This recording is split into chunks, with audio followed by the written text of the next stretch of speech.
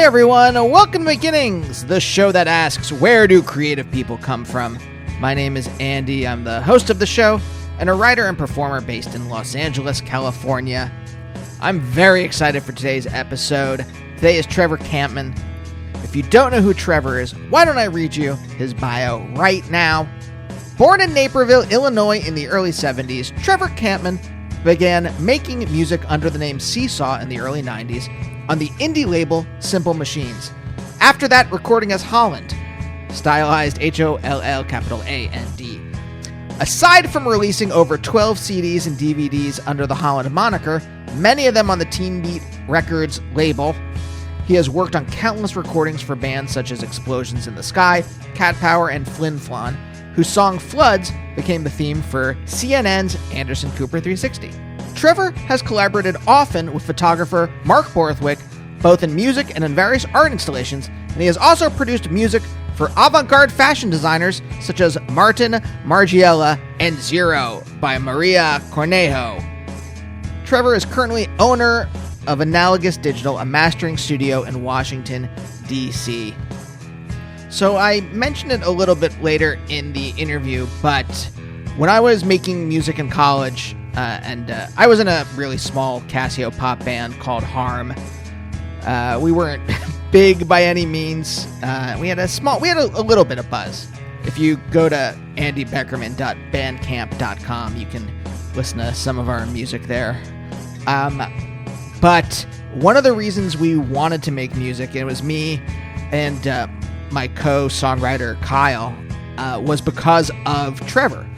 In the late 90s, everyone that we heard that was making keyboard music was making really twee or kitschy stuff, and it felt kind of juvenile.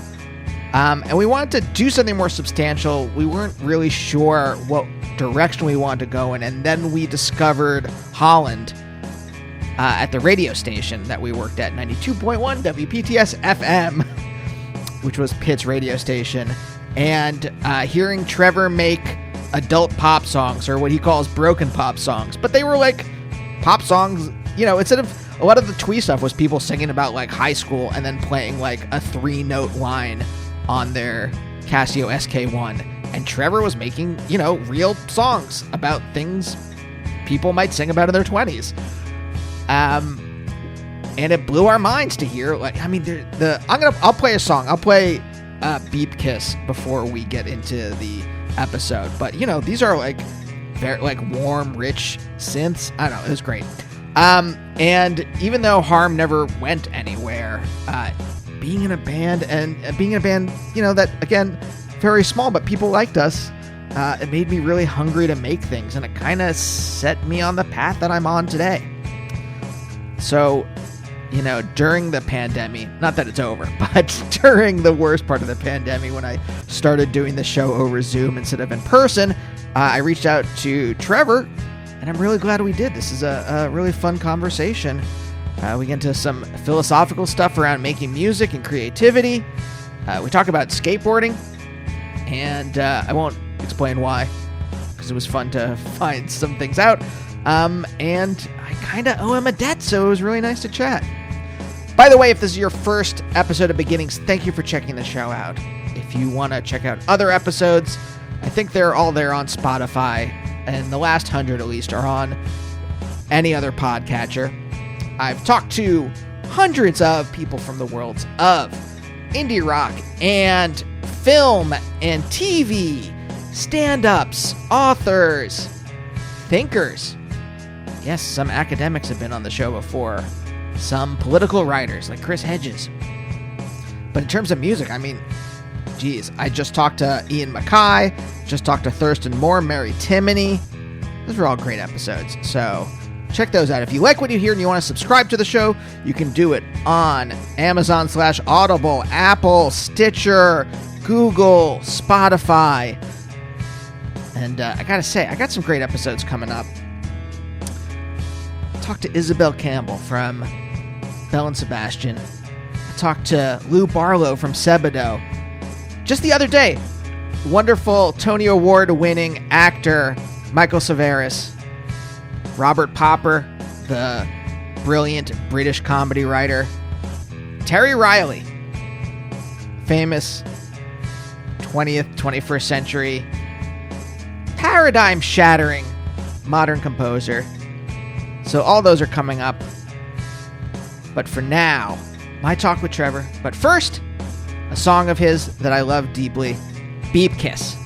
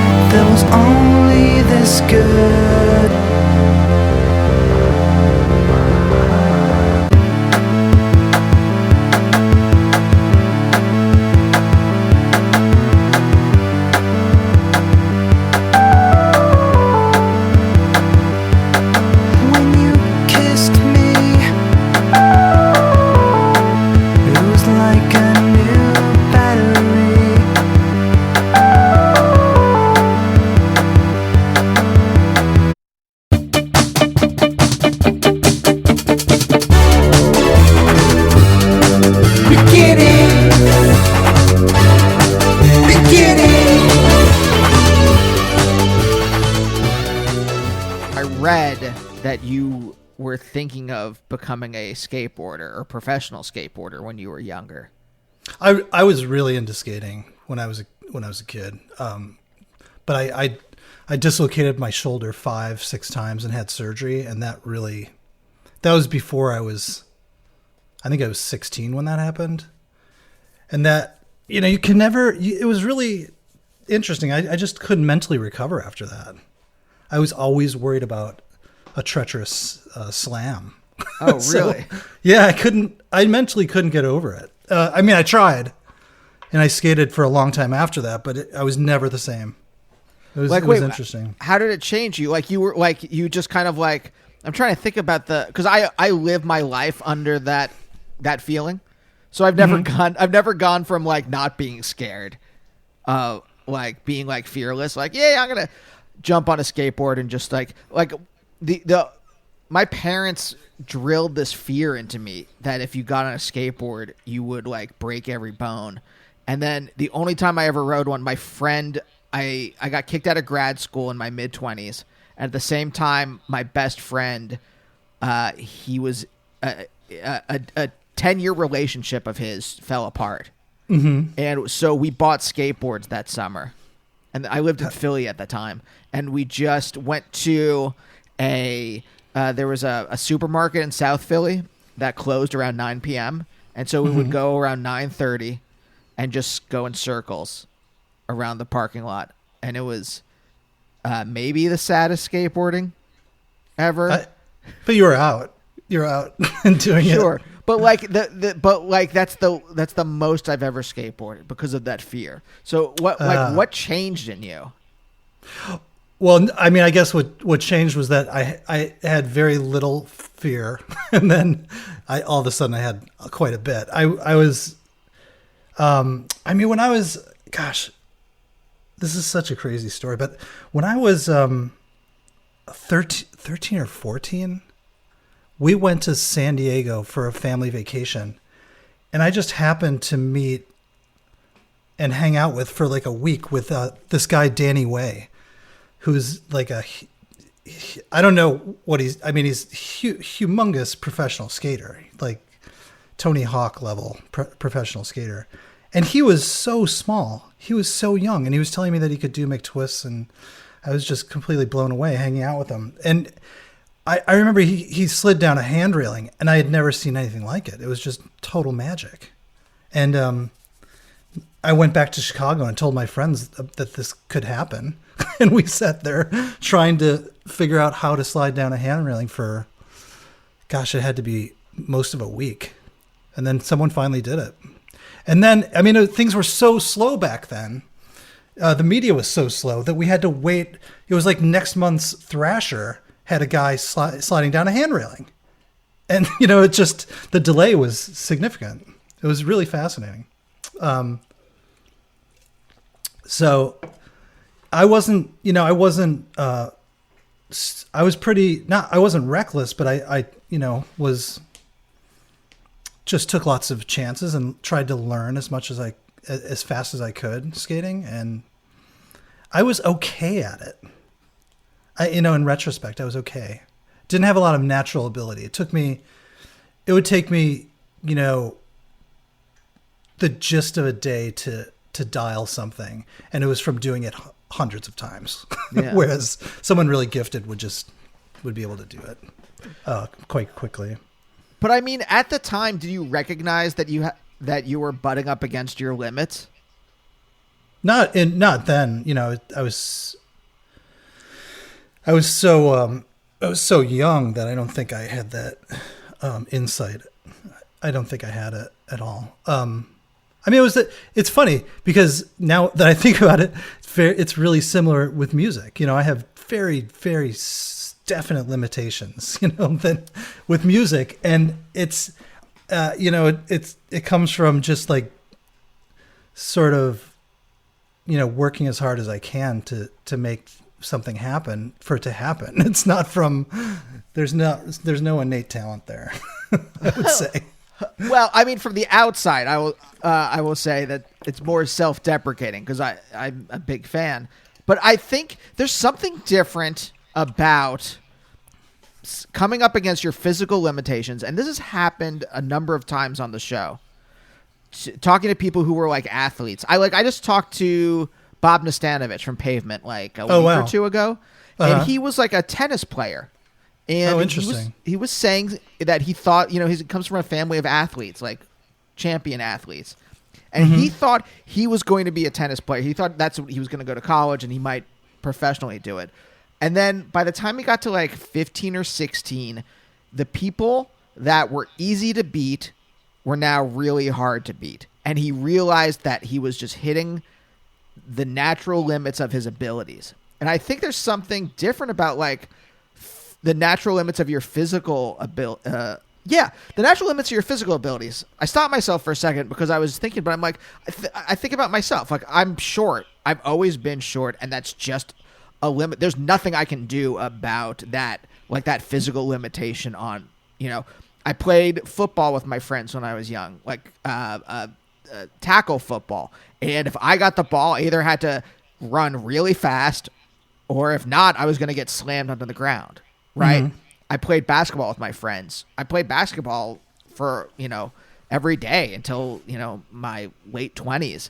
And there's just as long as as long as I'm not near, like, driving to the hoop, I'm not, even saying that phrase makes me feel dumb, but like, if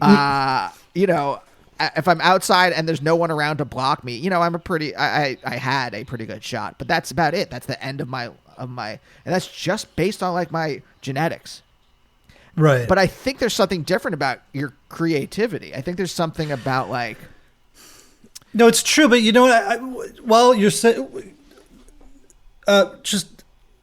were saying that, I was thinking how different skateboarding.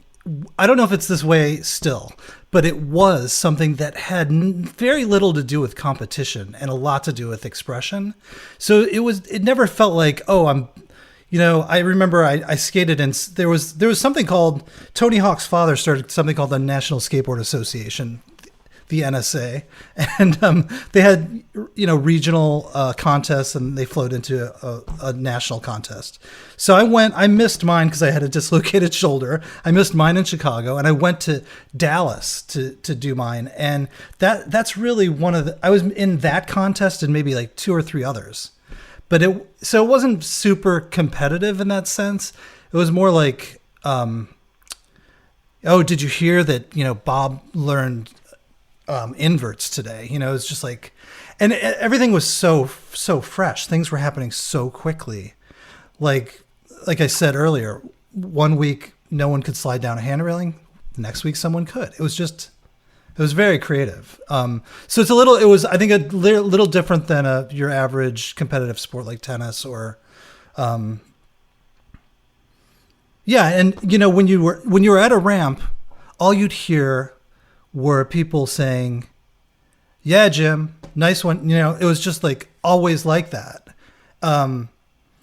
because you're up against your own. You're playing against yourself and no one else, and you're just trying to do something really, really beautiful. Back then, style was such an important thing. I'm sure it still is, but things have got really technical in the late '90s, and not as stylish, but style was such an important thing back when I skated. It's a very interesting activity. I don't think it is a sport, but I mean, 2 questions. One, is it just like the X Games and the advent of that kind of stuff that turned it from more of a mode of self-expression into something competitive? And 2, how do you think it? How do you think that it fulfilled that part of you when you were skating, when you were a teenager? How do you think that fulfilled your like creative side? There was just such a strong like aesthetic associated with skating back then, and it was very forward looking, like very futuristic, and it's always been exciting to me. The future has always been exciting to me. And it's one of the complaints. I have a bunch of complaints about contemporary where we are right now. I think to a large degree, people have been so blinded by tech that we are a bit stuck culturally, and that really irks me. Because have you ever? Do you know Kurt Anderson, Studio 360? Kurt Anderson. Yes. Writes for Vanity Fair. He wrote this one piece called "You Say You Want a Devolution." I actually looked it up recently, but it's such a great piece, and it's about how some possibly tech. He thinks it's technology, and so do I. Tech has so blinded people that we are not changing culturally at the same rate we used to. And he has some interesting examples, like if your father wore what he wore in the 70s to work versus what someone wore in the 50s to work. That's a radical change. Then 70s to 90s, 20 years, radical change again. 90s to 2018, it changed, but so that's fascinating to me. Yeah, there's a little bit of it feels like a little stasis. It feels like a little bit of, or if not stasis, and a lot like the change is just like amortized throughout more and more years. yeah, totally. That's a good way of putting it. Well, you probably are really attuned to it because of where you are and what you're doing. Things that are moving. Well, if you have access, sorry, go ahead. No, I'm just thinking. I'm like, when you said like the stasis or the fact that things have not changed aesthetically that drastically in the last 30 years or so. I'm 20. I would say 20.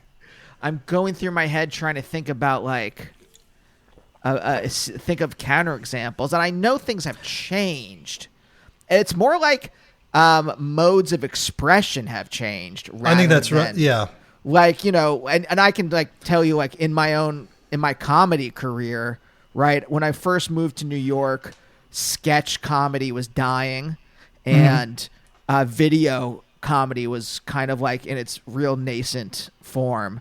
And what's an example of the video comedy? Like Funny or Die started around then. Like all the like Above Average, which was like the online wing of like Broadway video, which is like Lorne Michaels' empire. Oh, sure. And they would like funnel, basically like they started to like funnel people from Above Average through Broadway videos, other things, and then into Saturday Night Live or Seth Meyers or Jimmy Fallon and that kind of stuff. And that pipeline really was built in like 2010 to 2014 or 15, somewhere around there. And then that all died. Once people realize you can't really make money from that. I mean, I guess I wonder if it's this as capitalism has really accelerated. Oh, yeah, that could be part of it. Yeah, the modes of expression keep changing because they just exhaust it and try to find a new way of making money. But just because the mode of expression changes doesn't mean like style changes. Wait, let me think about that. so like what you wore, just using that example, you would go to work in an office in 1999, and you would wear khakis and a button-up shirt. And then in 2016, you would go to a WeWork in New York, like one of those shared working spaces, and you would wear a button-up and khakis. And then 4 years later, you're in a pandemic, and you're working from home, right. And at least on the part of you that's visible, you're wearing a button-up shirt. I know that like when I've got like the first couple days of like Zoom comedy of like writers' rooms that I've been in, I've dressed up. And it's the same thing I would wear when I was like business casual. It's like maybe a little more casual, but go riffing off of this idea. It's style hasn't changed drastically, but I wonder if like modes of commodification or something have started changing faster. Things have changed. Commerce has changed, and it's right. It absolutely has. Media has been upended. It's unrecognizable, nearly. I think it will be in maybe just a few more years unrecognized. I mean, one of the things that you can do that I try and do since the beginning of the pandemic is think, how is the earth shifting right underneath us as we're moving through this, right? There's so many things that are happening, and it's pulling from so many different ways that you don't know what shape it's going to finally, what final shape it'll take.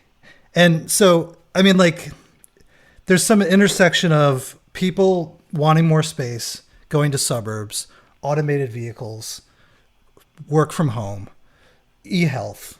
All these things are coming together. And it's totally amazing. If this pandemic had hit in 2010, this wouldn't be happening, right? Because what we're doing wouldn't like. The fascinating thing about Zoom is the lack of latency, right? Mm-hmm.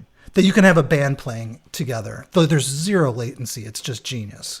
I don't know but so 10 years ago, nope. Like it wouldn't have happened. Right. That's why I never wanted to do this show. Like when I first started doing this show in 2010, we tried a couple of these. I had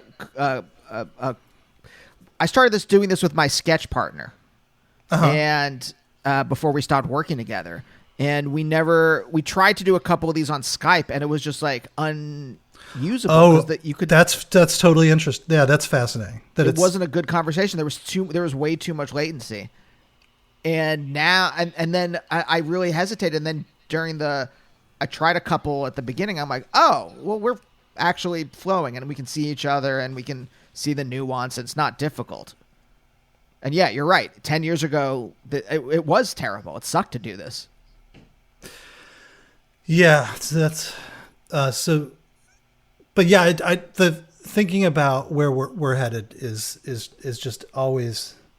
I mean, I think it's fascinating to most people. But if you think back to I'm thinking back when I was the busiest making recordings, and that was probably at 99. And it felt like anything could be done. And maybe it was just a sliver of time where everyone around me was doing stuff, or I'm not really sure what it was, but if you had told me that, I guess I don't listen to that much contemporary music to really have a take on this, but I do hear a lot of things that I wonder if people having access to every song ever recorded so instantly, if that has created people wanting to do different versions of what came before them, more so than doing things that are really out there. And that's interesting. I wonder, I mean, do you listen to a lot of contemporary stuff? I do. I listen to a lot because I keep chasing that. I don't have kids, so I don't have to. I have like an extra hour a day, and I keep chasing that feeling. Like when I discovered Pavement in 9th grade, I keep chasing that feeling. I keep chasing the feeling of finding new music, and I hit upon it every once in a while. It's not lost on me yet. Like I haven't become jaded or cynical, or like there still are new things. Oh, there definitely is. Definitely. Like, have you heard Girl Band? No. Oh, I went to see them just before the pandemic here in DC. They really blew my mind. I think they're from Scotland. Oh, sounds like that out. Oh gosh, they're amazing. But like, totally what was amazing. I mean, I got two big things. So wait, just to amend that, yes. I don't want anyone thinking that I think that contemporary music is not incredible and interesting. It is. I'm just wondering if, because people have at the touch of their fingers every song ever made, if things are being approached in a different way. It's like dislocated in time, like Billy Pilgrim and Slaughterhouse-Five. You just like hop around. Like there was this time where like you just heard. I think this is mainly. I keep stopping myself because I'm putting it all together as I'm talking. But like I think about scenes, like music scenes, and I think how important those are for generating unique sounds. Like I'm kind of curious. I want to after. In a little bit, I do kind of want to talk about like DC in the late 90s, early 2000s and how that affected you. But like, I think that a lot of music before was generated by your peers. Like you would see your peers do something. I mean, I know this is what it was like for me when I was in a band then. Or like where were you doing comedy in New York, right? You would see what your peers are doing and you would be like, damn, that's good. And then you would try to do your version of that. Yeah. Right. And not necessarily out of a competitive way, but just like, you would just be like, oh, that's great. I want to try something like that. That's totally true. It's almost like a murmuration of starlings, right? Yeah, that's great. No, seriously, but honestly, I'm just but yeah, your peers are going this way and you got to go that way too. Or like traffic in Italy or whatever. Yeah. And yeah. So I think you're totally nailed it on that. Yeah. Maybe that's a key difference, that there aren't the scenes are different now. Yeah. Maybe they're so smeared across the country. I don't know. I think that's part of it, but I also do think you're right that like if you can, like you were limited by what you could buy, right? Yeah. What albums you could buy or what albums you could tape from your friends, and what music was going on around you. And now you can go on Spotify or you can go on SoulSeek and download whatever from any time, and you're no longer just reacting to the limits of your wallet and or the scene around you. So I do think you're right that like now you're drawing. I mean, there's something good about that in the sense that like now you can draw from whenever. Yeah, you can just things are just like anachronistic. Mm-hmm. Yeah, I like that. So how was when you started making music? Like, were you already in DC then? Were you already making music when you were a teenager? Like, when did that actually start? No. So I never played a note until my freshman year in college. And then all I did through college, I used to just like find an open single room in a dorm that had no one in it. And I would just sit there playing guitar every day. I was obsessed. that's all I wanted to do for that period of time. Go to classes. I had a girlfriend, play guitar. So I just, I'm not a very good guitar player, and if I had started younger, I probably would have been better. But that's all I did for 3 years in college. And then I did it. Then I made a little, I had a friend in college I got together with two friends in college and we made a couple of 7-inches, and we recorded with this totally great guy, Dave Trumpfio, who is, I don't know if you've heard that name ever. No. He's in Los Angeles. He owns, a really fantastic studio called King Size. I think he's in Los Feliz. Oh yeah. It's right near me. Yeah. He's worth checking out. He has such an incredible ear. We were so lucky. I met him. I was in college in Lake Forest, Illinois, and I met him because he was working at the music shop in that town. And he was like, I record bands. And we're like, oh, okay, that sounds good. And then he mentioned how much he loved Beat Happening. And we're like, when can we book time with you? So that was pretty much it. So I didn't play at all growing up. And then after college, I immediately moved to DC, and for work. I had my family had relocated out here from Chicago, and I had no idea what I was going to do. So that summer I came here, and then I got an internship at Simple Machines and this record label in Arlington. And that was isn't that like Jenny Toomey? Yeah, exactly. Yeah. So I think I gave them a tape of what I was doing on 4-track, and they started putting out this early stuff I did called Seesaw. Right. I remember. Which is actually going to be reissued on vinyl, the one record, so it'll be kind of cool to, I don't know. I haven't heard it in so long. I was going to remaster it soon. And then I started working at a pretty large, like Fortune 500 company doing production.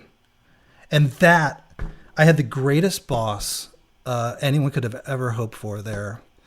And he let me, we had some surplus one year, and he said, get whatever you want for the recording studio.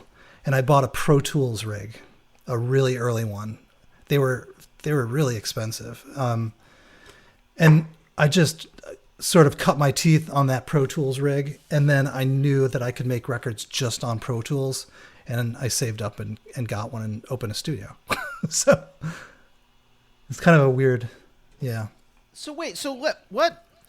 Okay, I'm putting pieces together just from the little bit we've talked, so this could be wildly off. But did playing guitar, you said you got obsessive about that. Did that somehow take over from skateboarding? Like, were you were obsessive about skateboarding? That's exactly what happened. Yes, it's exactly what happened. Yeah, I supplanted one for the other. I actually got nearly thrown out of college for riding a skateboard on campus. It was I don't know, it was a different time. It was silly. But yeah, so I traded one for the other to a great degree.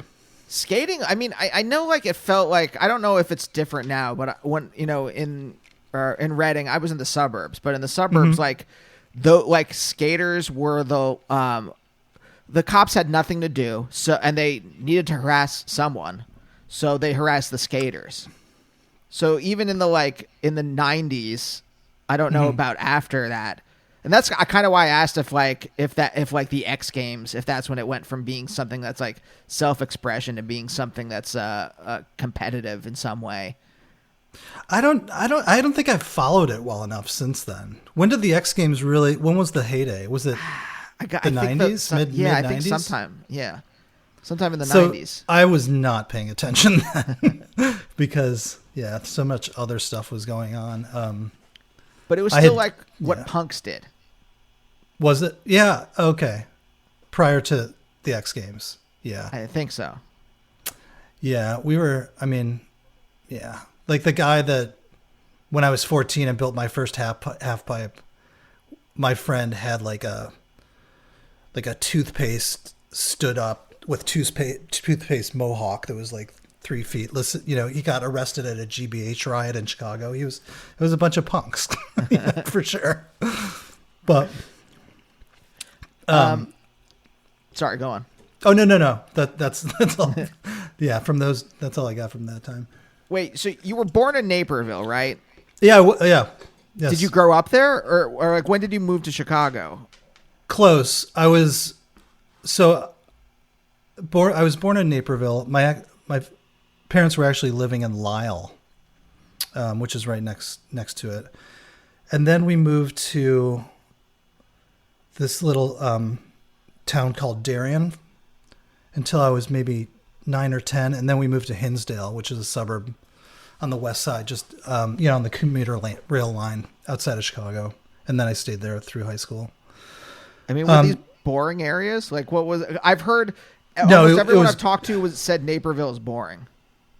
Naperville, yeah, I did. So I never really lived there, but Hinsdale was a really sweet town.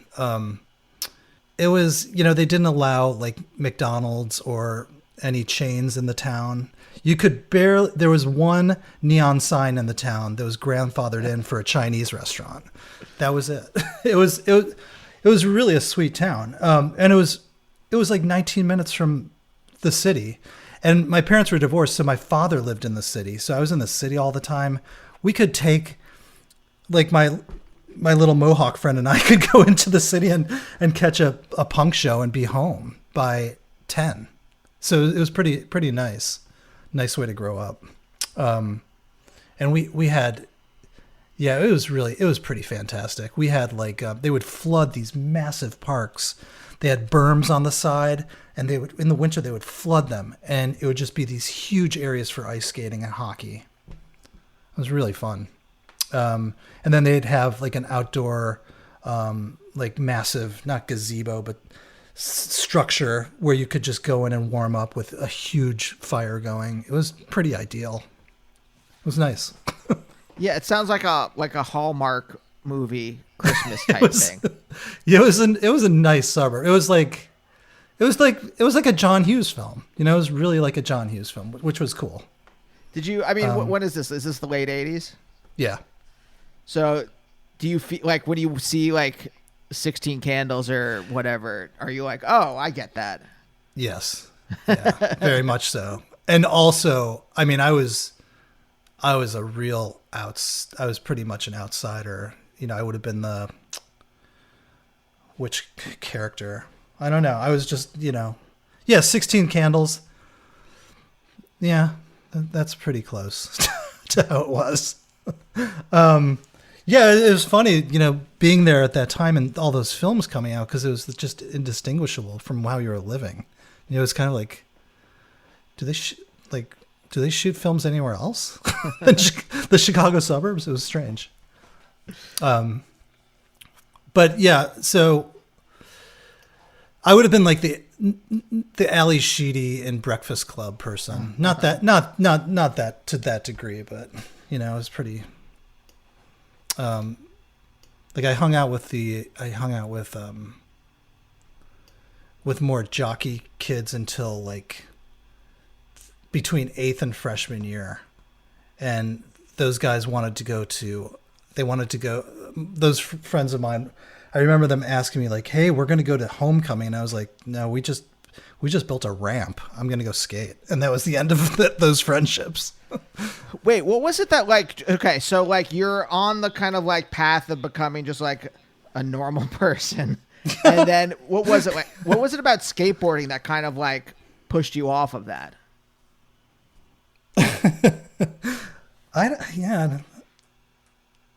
I guess that part of it was probably that I moved towns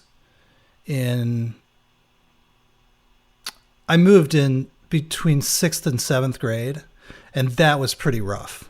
I had like a year where, I could have like learned to be a perfect magician that year. I had so much time on my hands. And I think that's when it started. I was super heavily into long distance running when I was that age. And then I moved in, then I started skating, and that was it. Is that when your parents got divorced? Well, it's around the same. I think they got divorced 3 years before that move.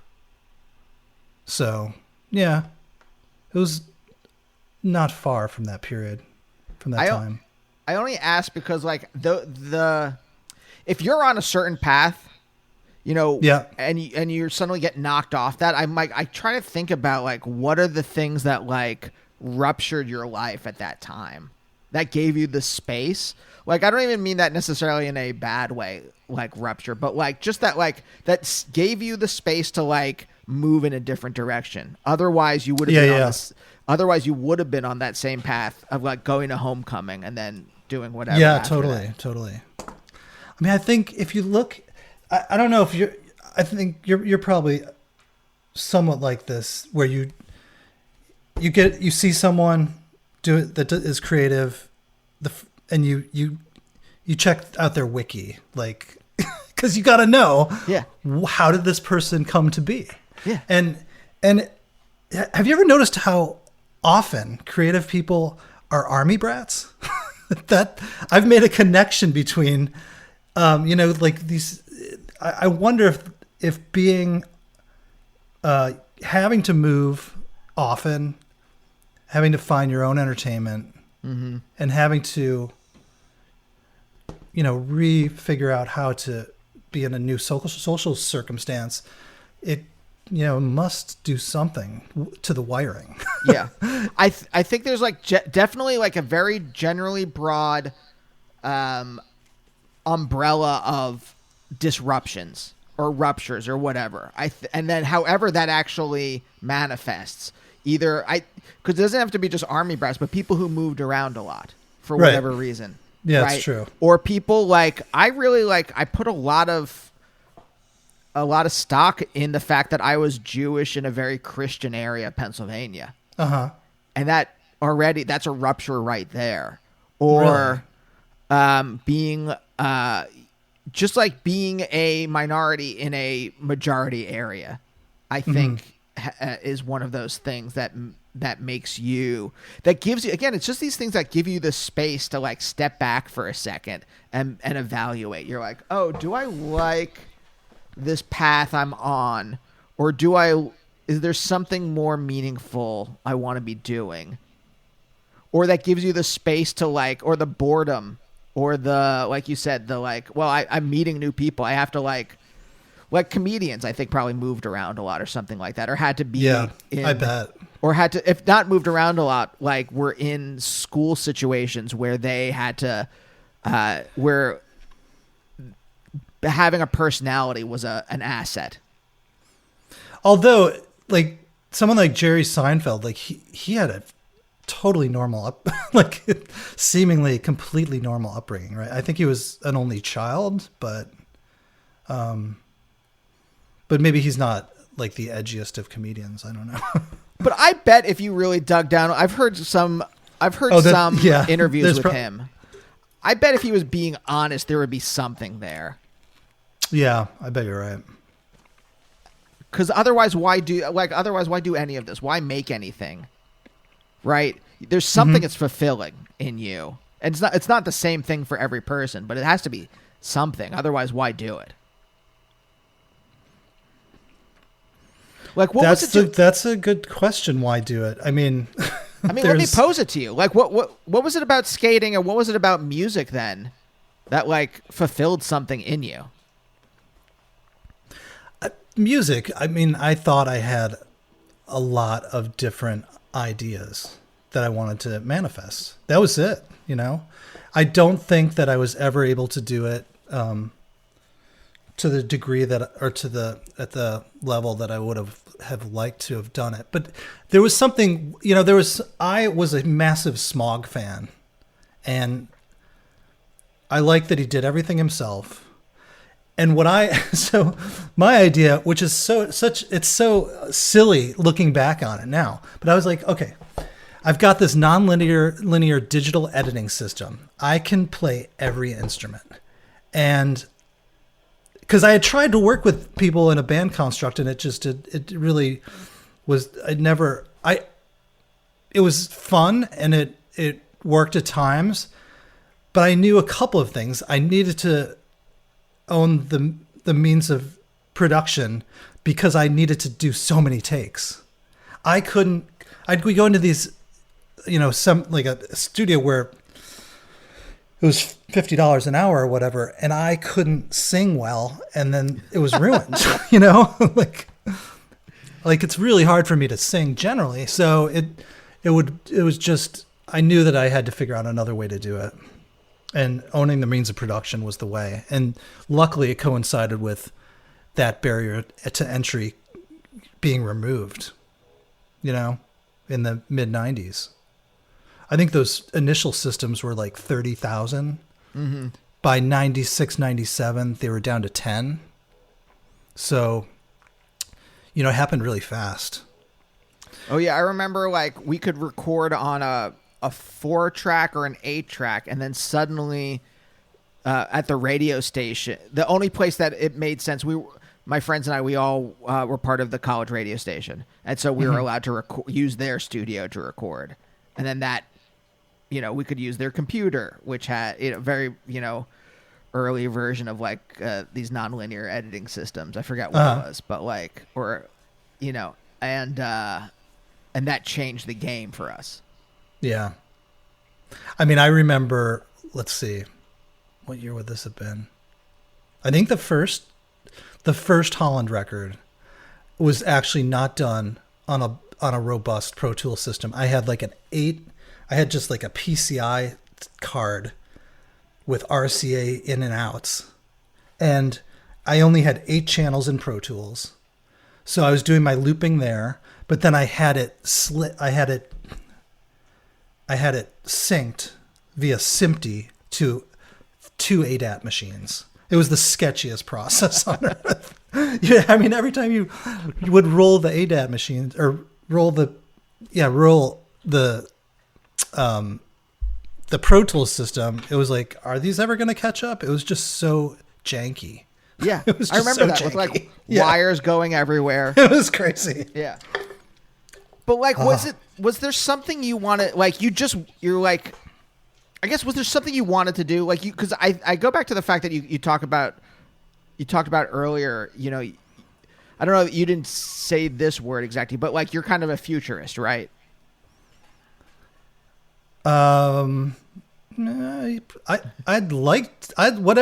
Yeah, I want things to be. I think that there's a much better world in the future somewhere. Yeah. We just need to get there. But you can see that, like, like for all this, like the jankiness of the recording setup, when I listen to your recordings, I mean, they're very crisp and clear, and like you had an eye towards crafting songs that were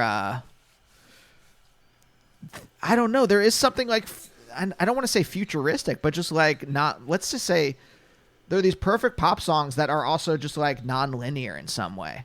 Oh, thanks. Yeah, that's it.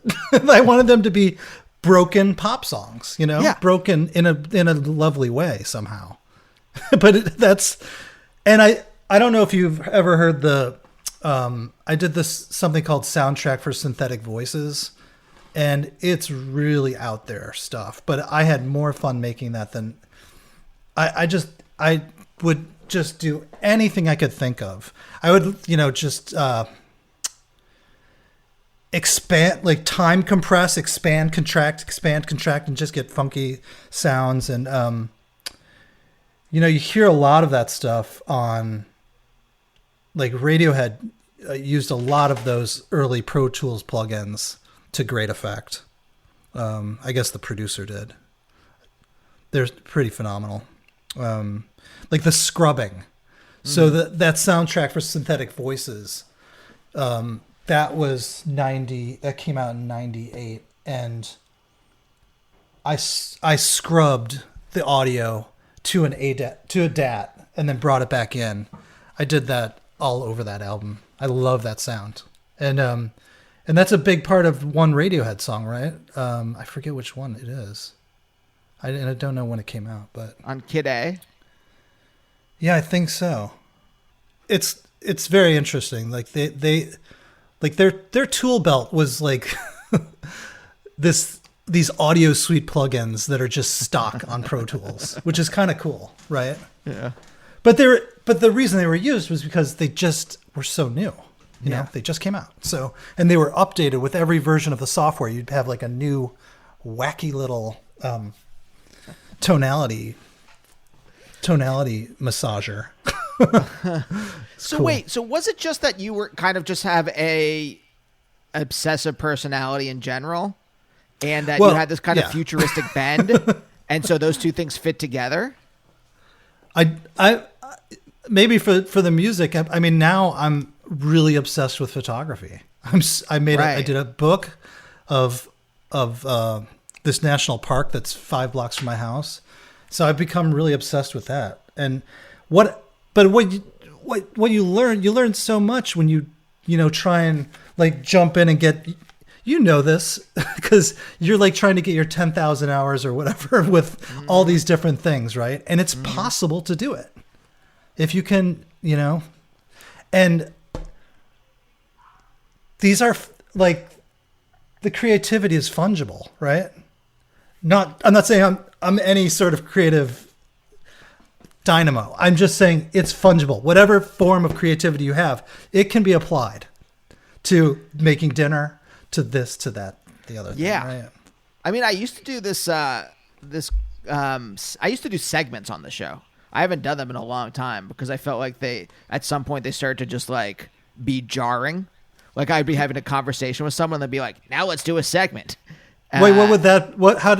I'm not sure I understand that. What do you mean by segment? They were like, I mean, I have a card here that has some of them on it. I haven't used them in forever, but there was a thing called like First Things First, where I would ask like a first blank in your life, like your first ethical dilemma. Oh boy. And one of them was about like, are there other ways that you apply your creativity in your life that are not in your art? So I do think that's interesting. Well, and I think some of the best, just the best cooks that I know are very creative people. You just do mind-boggling stuff. Yeah. I mean, it's such a like a weird combination of like the way your brain is set up in the beginning of your life and how much energy you have. Because some people are very creative. They just don't have the energy, but their energy just goes to something else. It just gets dissipated. Yeah. Like they have to care for their kids or, whatever. or their work is demanding or something. Well, so I don't know about your parents, but mine had me and my sister when they were pretty young, I think, even for the time. I think my mother was 19 with my sister. And they were in college. My father had worked at a shoe store to get through college, and he was, he had to do it. He had to make money. But he moved from the small town of Wisconsin after graduating from college down to Chicago.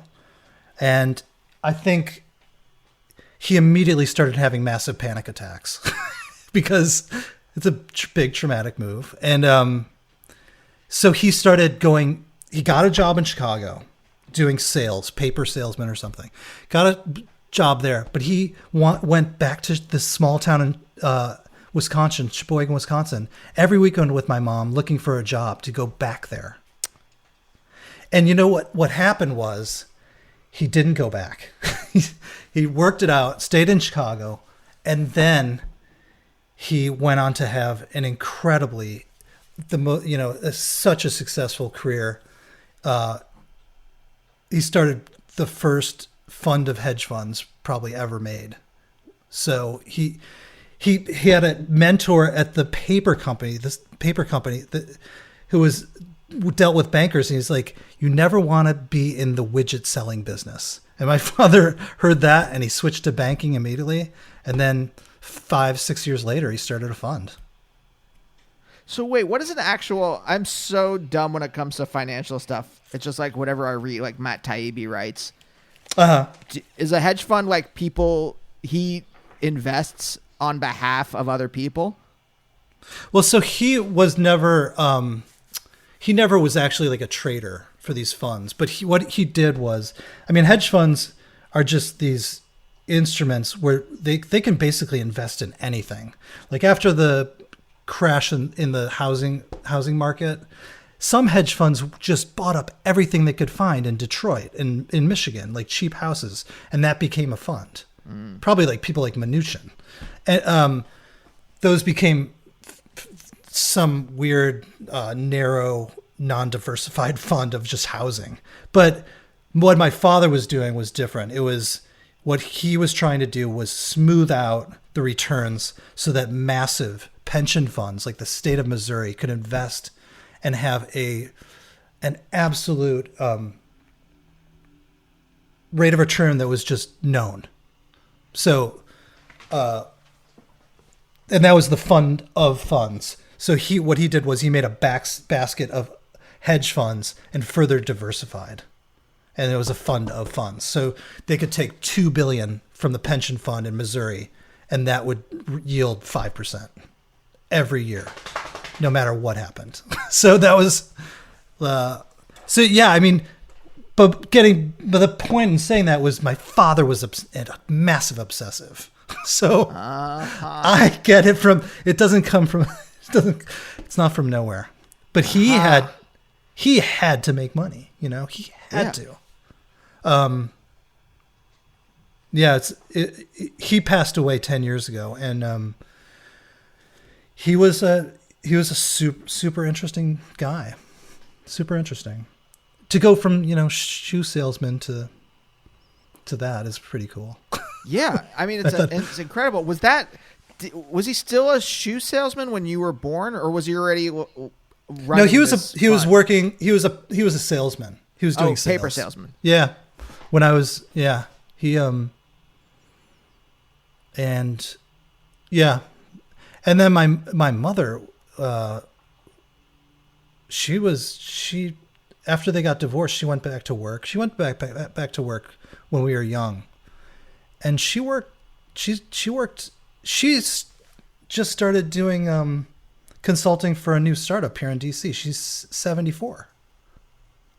She's been really, and her mother worked from the age of 14 until 75, I think.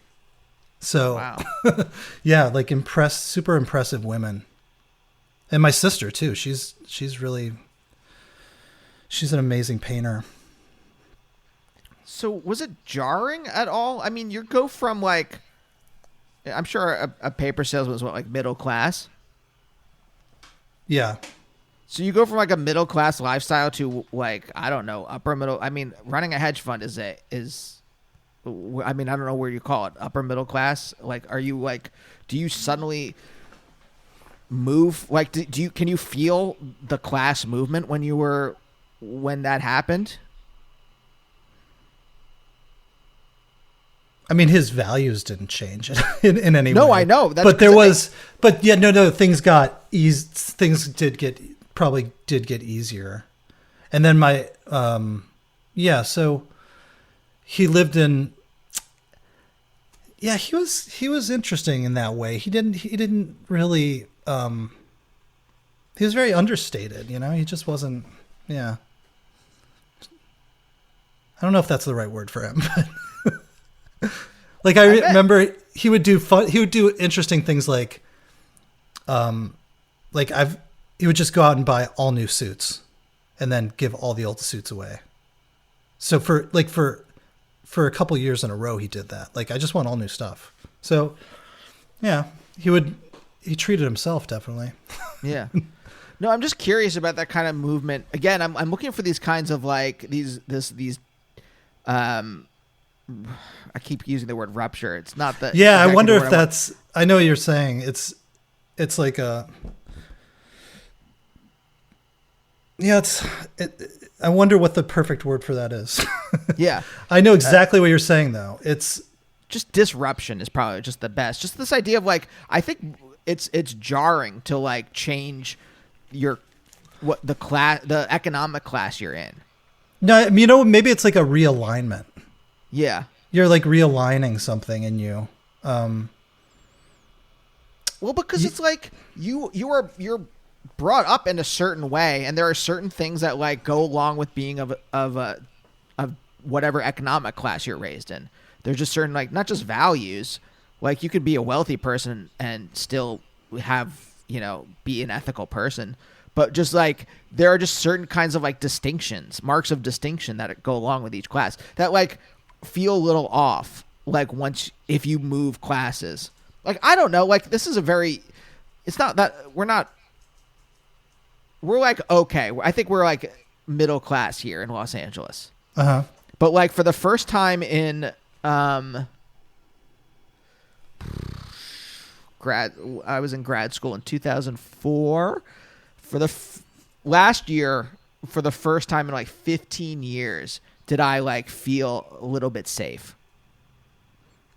When did you started feeling safer? When? We last year we sold a show to Comedy Central and we were writing a pilot, and that was the first time where we're like, oh, we're okay. Mm-hmm. Like we're not just like wondering where rent's coming from next month. Right. And that was like the first time in 15 years that I really felt safe for an extended amount of time.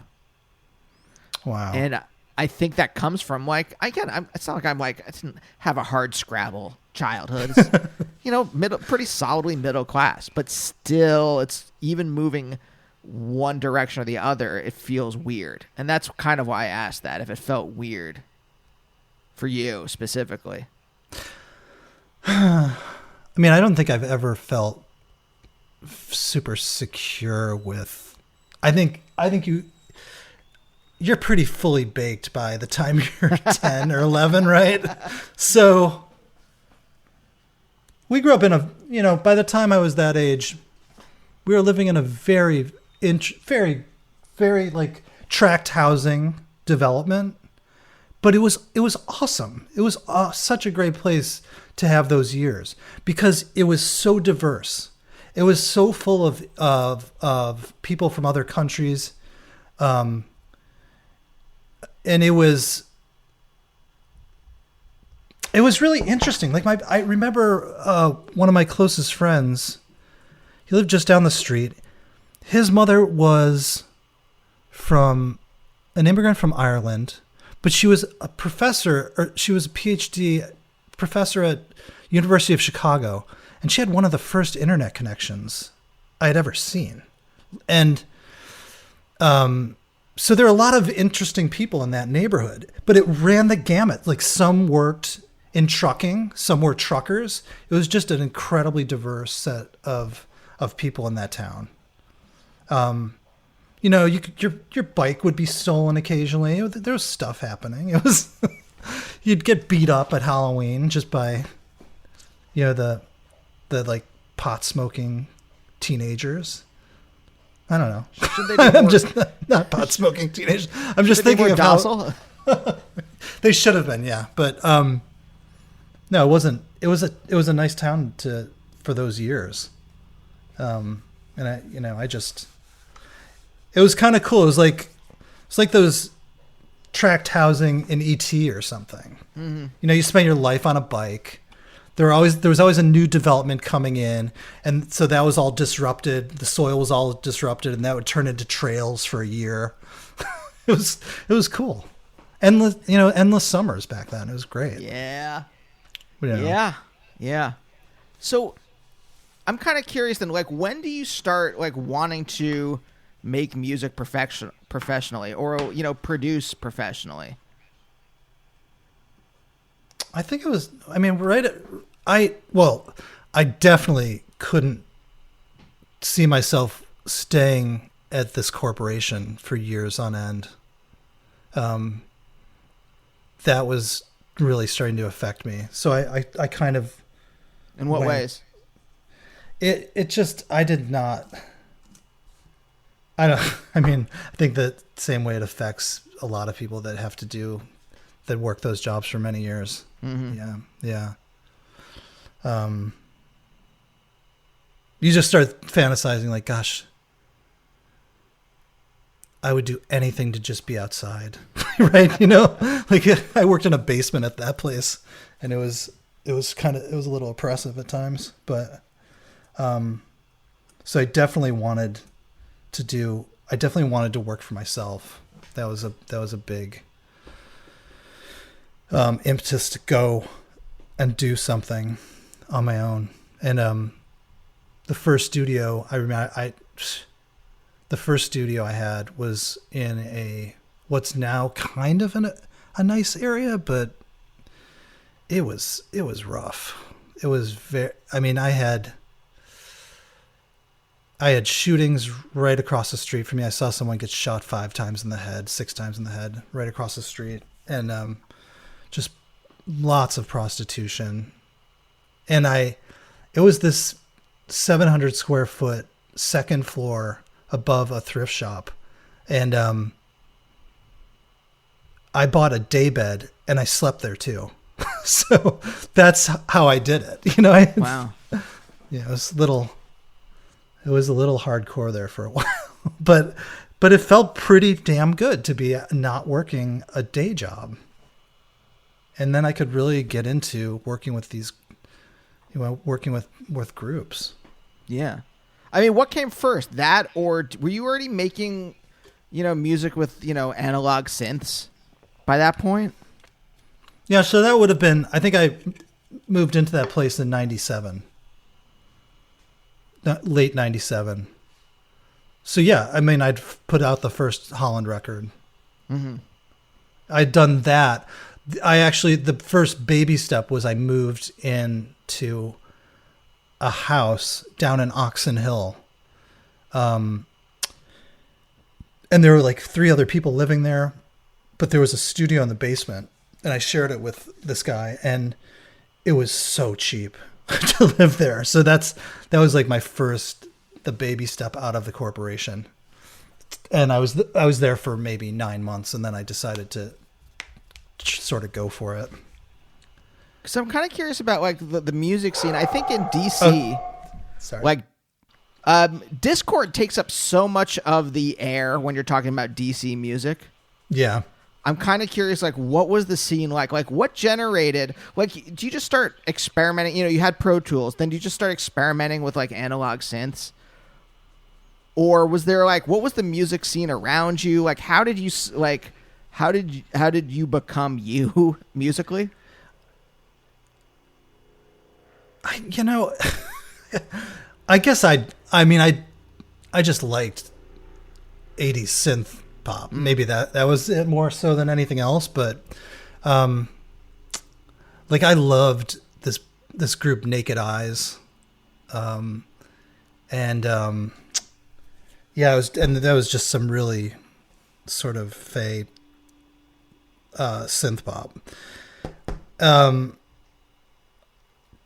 I was I don't think I was really in step with a lot of what was happening in DC back then. But it didn't matter. Everyone was just doing their own thing. Like I remember this guy Mike Fellows, he was in Rites of Spring, and he liked making, far out synth music. It was just, it didn't matter as long as you were making something. No one really. That was great. It was like, hey, what are you working on? That was it. Pittsburgh was the same way. Was it really? Yeah. So you were there when? I got to college in 97 to 2001. Oh, okay. I stayed in Pittsburgh a little bit just to take some time off from school before I went to grad school in Philly. Mm-hmm. So I'm in Pittsburgh for about 7 years. Oh, wow. It seems like a fantastic place. It is. It's great. It's like a very like cohesive, not cohesive.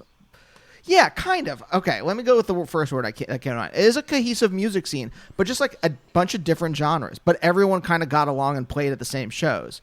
So you could be playing pop music, and you would be at a show with like a weird post-punk or a weird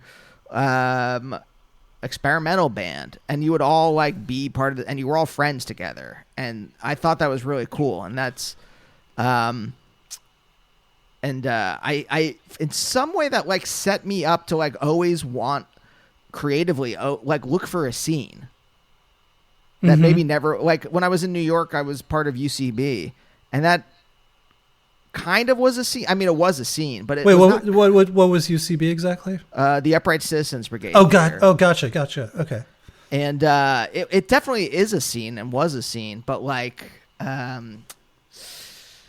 it was weirdly influenced, and I wonder if it's just that Pittsburgh was so far away from any kind of like commercial centers.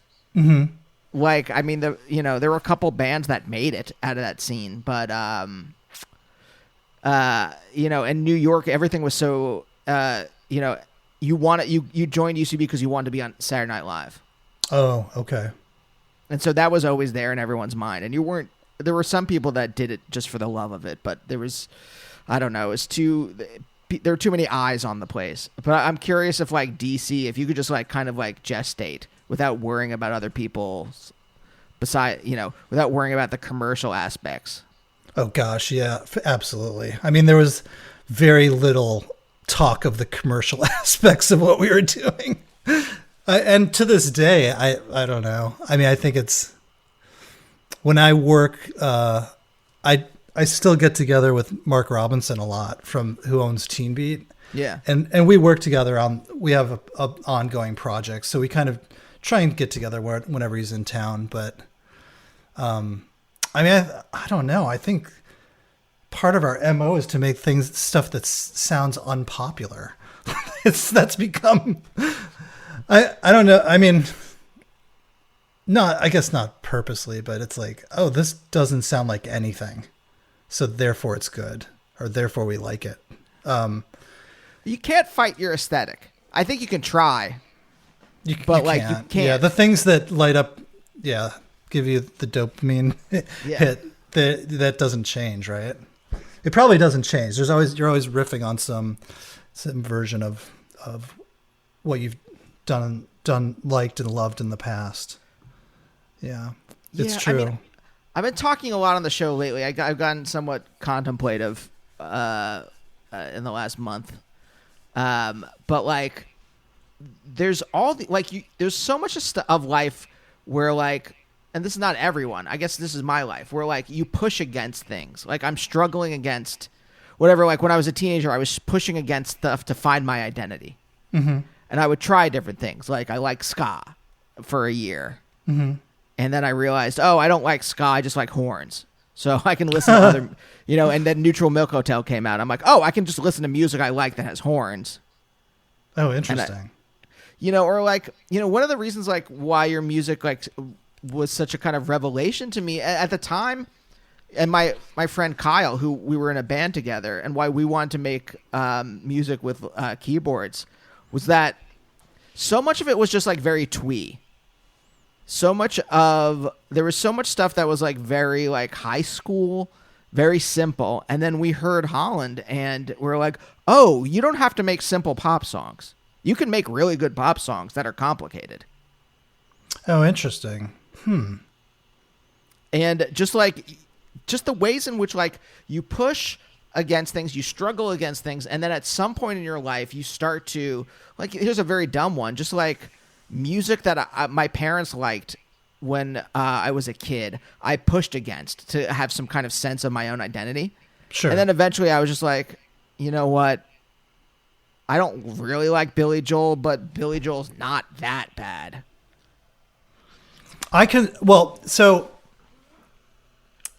I never experienced the pushing back against the taste of my parents. And it's funny because they loved Donna Summer. You know, they loved the Georgia Moroder Donna Summer stuff. And that just must have burned a hole in my brain because I love that aesthetic. So I don't know if I had that same experience. Maybe I, fetishized that stuff from that era. I love to think about drum sounds.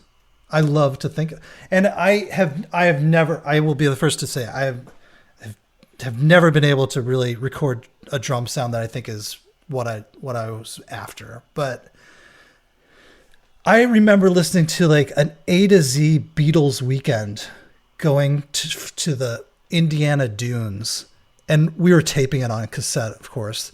But I remember thinking these drum sounds have nothing to do with reality, but they sound so cool. The tom sounds like a pillow.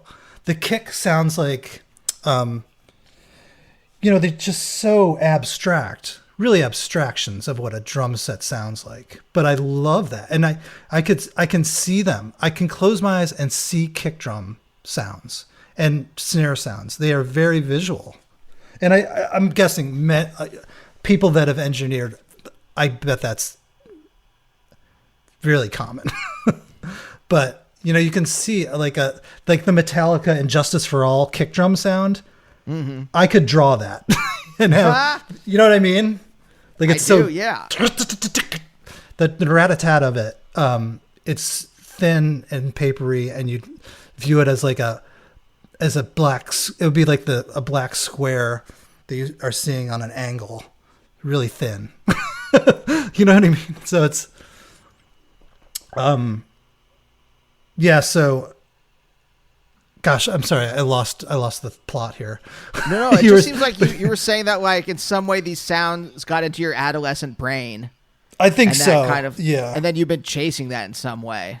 Yeah. When I remember working, I'd always make like the association between a sound that we were making while we were recording and this or that. Like I remember specifically always thinking like, oh, this sounds like there was this really old show called Barney Miller. Yeah. And the theme had this kick-ass soft bass, boom, boom, boom, boom, boom, boom, boom, boom, boom, and I would always reference that, like, Barney Miller theme song. I think we're getting that. I think we're getting to the Barney Miller theme song bass sound, or yeah. So that was always so fun about recording with other people, is being in cahoots and referencing something.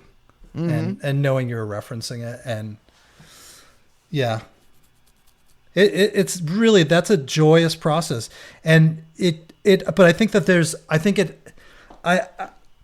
it's fascinating to me that engineers can work for so many years doing it, because I really, really got burnt out, and I don't know why exactly, but I got very burnt out. Like the thought, maybe it was because I never moved up a notch and had like people helping me. So like how long can I move around plugging in chords for kick drums and listening? I found it exhausting after a while. And then I switched to mastering, which was a lot more amenable. Less people in your home, if that's where your studio was and stuff like that, Yeah. So, I mean, do you still have are you still, I know you're still recording music, but like, are you still chasing some sound in your head? I think it's more of a trying to find a song that, I mean, I have on this computer that I'm recording this on, I don't even know, a folder that I've been working on for 5 years with 40 songs in them. It's just, what's new about these from what I did before? That's the fundamental question. I want something very new. So what I'll do is I'll do a suite of songs where I'll do 10 folders, and I'll create 10 sessions, and I'll set up a drum set, and I'll play 10 different drum parts, and then I'll make loops out of those, and then I'll go through and start adding stuff, and they'll all have like a certain aesthetic bent, like that suite of songs will. And then I hope that some song has happened there. And, you'll get, it's a hellish ratio. It's like 2 to 10. it's like, it's a brutal ratio, what you get, right? Yeah, it's like evolution. It's like natural selection in some way. Yeah. Right. Yeah, you have to just put some of those songs down. I just chuck them in the trash. I'm not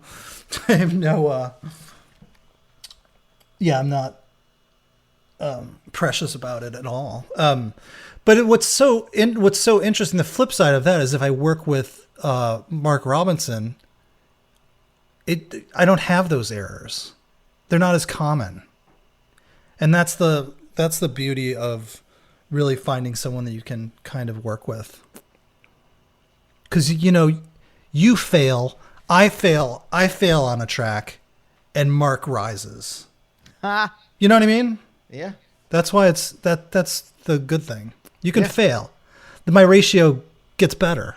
Because let me throw this at you. You know this. No, we're right at the very end, and I really, that resonates with me a lot, because I think when you're on your own, there's a pressure that like everything has to be great.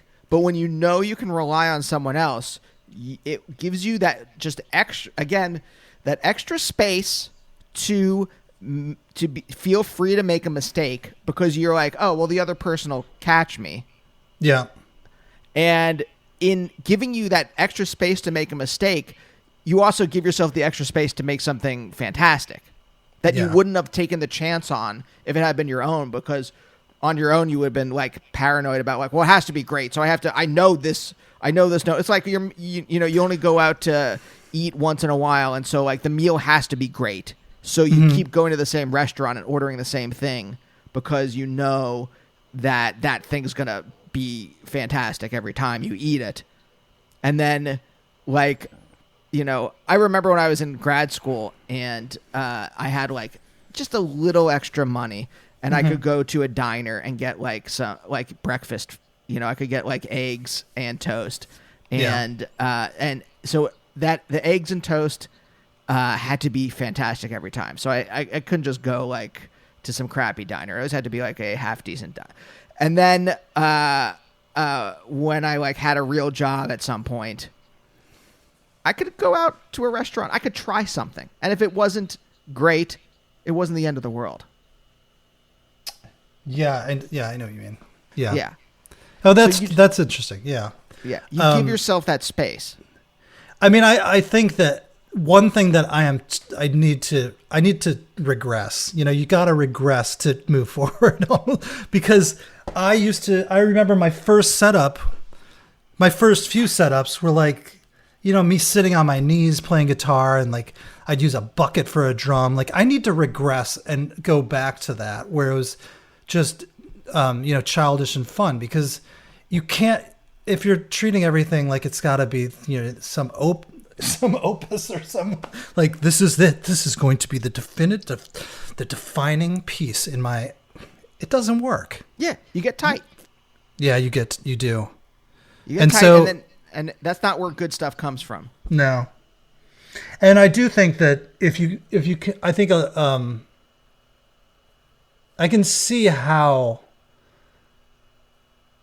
having being really into certain drugs could really help. I cannot smoke. I mean, it's legal in DC to smoke pot. I cannot smoke pot or anything. So, but I could see how that could really help you kind of change states and get into. I don't know. I mean, there's a lot that's been written about that, like how. Have you ever seen? It's those famous like studies of an artist going through an LSD trip and doing. He begins with a realistic face, and then he's going through a trip, and it's at like 20-minute intervals. But at one point, the abstraction gets so beautiful. And you're like, oh my gosh, what is that? What's that state? Can that be canned? Or can that be, it's kind of interesting. Yeah. I think I think you nailed it. You like kind of like, we're always chasing. There's something we're chasing. It's never defined that well. Cause it's like that kind of like, what was it? Who was the shitty Southern senator who was like about pornography? I know it when I see it. Mm-hmm. Right. It's like that with like some creative thing in your head. It's amorphous. You don't know. I can't like define. I can't articulate what I am chasing. But when I get close to it, I kind of know what that thing is. Whatever I'm making, a script or a joke or a video or something. Yeah. This has been totally therapeutic because now I'm like, oh, I got to do this and I've got to do, but I also used to do so much more right after I woke up. And I think you're in that different headspace. Yeah. I think the best stuff happens in those liminal spaces. Yeah. Like, especially like I come up with some really good stuff as I'm falling asleep or early in the morning when I'm waking up. Yeah, I totally agree. Yeah, I think there's something about that morning time for me. I think it depends on the person. Some people are fantastic late into the night. That is not me. I mean, the pandemic has made, I'm like, I go to sleep at 9:30. I'm up at 5:30. Boom. You can get so much done between 5:30 and 9, right? Yeah. It's like, I mean, you can. I can't. yeah, right. Like, oh gosh, who's that actor? Marky Mark. What's the guy's name? Mark Wahlberg. Yeah, Mark Wahlberg. Have you ever read his schedule? It's bonkers. No. Oh, he goes to sleep at 7, I think. Ugh. Yeah. It's interesting to read a schedule though, that someone's trying to live that way, but I think that's not very realistic for most people, right? Trevor, thank you so much for doing this. I really appreciate it. I can't thank you enough. It was so nice of you to offer. And I really enjoyed meeting you. You're such a great guy. Oh, thanks. Yeah, this was such a delight. I can't say how. I really wonder like what direction. I mean, I would have been making. It's not like I'm making music now, really, but like, just like my creative life. If Kyle and I had not discovered hollANd, I'm very curious. What would have happened? Where I would have been, or what would have happened. Oh well, thanks. I mean, thank you for saying that. Bio, bio, bio, bio, bio, bio, bio, bio, bio, bio, bye. Bye.